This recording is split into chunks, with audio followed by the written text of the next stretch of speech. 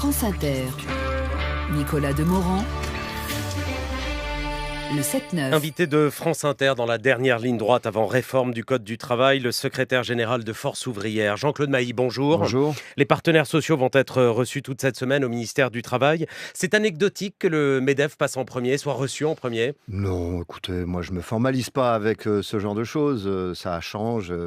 Un jour c'est un syndicat, un jour c'est le patronat. Non, Rien de... Non, moi j'y vois pas d'anguille sous roche particulièrement. Et vous allez pouvoir lire les ordonnances, les consulter, les emporter avec vous ou pas? Non, d'après ce que j'ai compris, nous allons avoir sous les yeux une partie des ordonnances parce que tout n'est pas bouclé, tout n'est pas arbitré. Ça c'est plutôt bien. Ça veut dire que tout n'était pas écrit d'avance. C'est ça que ça signifie.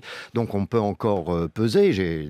On est décidé à peser jusqu'au bout sur ce dossier. Donc, mais non, je ne crois pas qu'on puisse les emporter. Ce sera une discussion sur la base d'un texte C'est pour éviter incomplet. les fuites. Oui, je pense. Mais enfin bon, on verra ce qu'on nous montrera. Mais je sais que tout n'est pas arbitré, donc on ne verra pas tout. Alors, dites-nous en quelques mots quelle voix portera Force ouvrière dans cette dernière ligne droite. Vous êtes toujours aussi conciliant avec le gouvernement? C'est pas une question d'être conciliant ou pas. C'est pas comme ça que ça se passe. À Ça se partir passe du comment moment, alors? non, mais à partir du moment où quand j'ai rencontré le président de la République juste après son élection, il a fait le tour de tout le monde. Il voulait au départ faire son projet de loi de ratification au mois d'août. Moi, j'ai dit que ça posait problème, que c'était pas acceptable. Et je lui ai demandé de faire une véritable concertation. Et il m'a dit, c'est quoi une véritable concertation? Je dis, c'est 3 choses. 1, faut détendre le calendrier, ça peut pas être au mois d'août. 2, faut tout mettre sur la table, on discute de tout. 3, nous aurons, alors on appelle ça des lignes rouges, des points lourds, etc. Faut voir si on est entendu ou pas. À partir du moment où il répond favorablement sur la méthode, en disant, OK, on essaye. En gros, il m'a pas dit comme ça, mais ça voulait dire ça.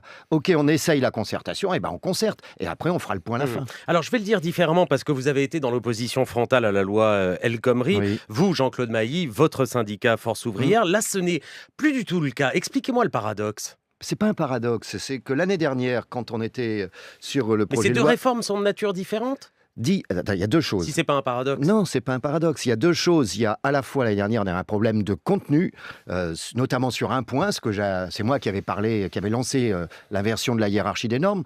Dans la loi El Khomri, c'est sur le temps de travail.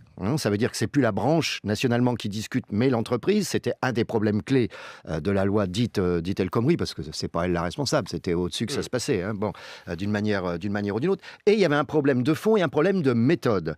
Nous avons fait l'année dernière. J'ai même fait un bouquin là-dessus. J'ai tout expliqué. On a fait des propositions, des contre-propositions. À chaque fois qu'on faisait une proposition, une contre-proposition, boum, direction la poubelle. Donc il y avait à la fois un problème de méthode et un problème de fond, les deux étant liés. Là, mais sur le fond, les philosophies sont différentes entre ces deux textes? Ou c'est pas la même philosophie économique commune?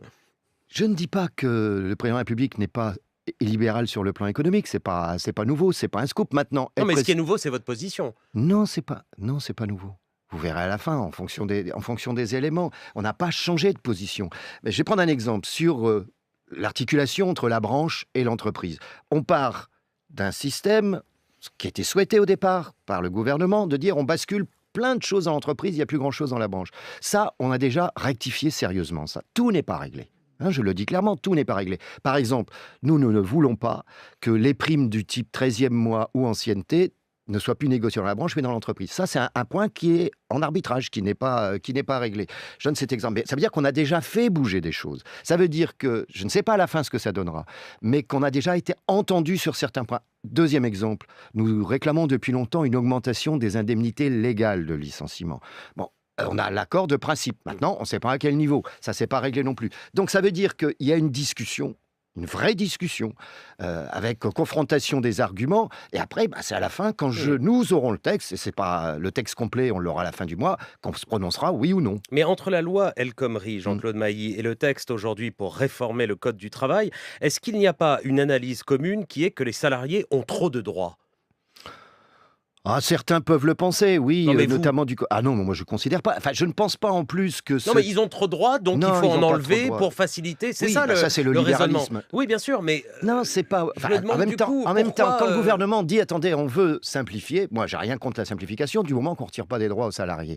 Simplifier, oui, mais vous savez, on peut simplifier le code des impôts, on peut simplifier le code du commerce, on a un problème de stabilité juridique et de complexité dans notre pays. Mais c'est pas réformer, ça ne veut pas dire obligatoirement retirer des droits. Et là, dans le cas qui d'espèces, pensent... dans le cas d'espèces? Bah, on va voir à la fin. Enfin, il y a toute une série d'éléments. Je vais prendre un exemple dont on parle, le périmètre international. Vous savez que quand il y a un PSE, un plan social, ou quand une multinationale, qui peut être française, si son siège est étranger d'ailleurs, veut fermer un établissement, ou veut faire un plan social dans un établissement, théoriquement, aujourd'hui, on doit prendre le groupe dans son ensemble. Regardez sa situation internationale.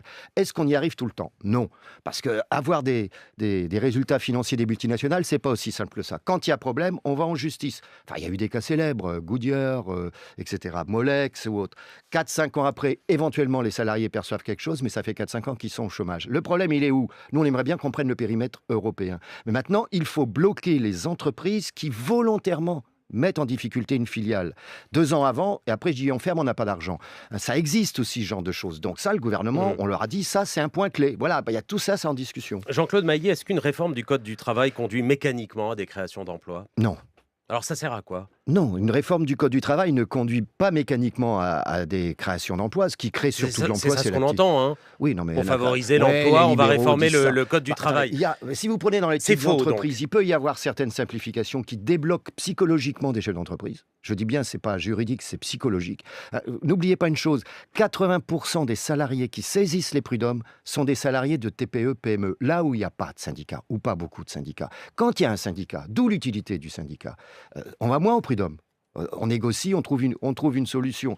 Donc, ça peut débloquer psychologiquement certaines choses, mais ce qui crée avant tout de l'emploi, c'est de l'activité économique, c'est l'orientation générale, la nature des aides publiques accordées aux entreprises. Voilà, c'est tout ça qui crée de l'emploi.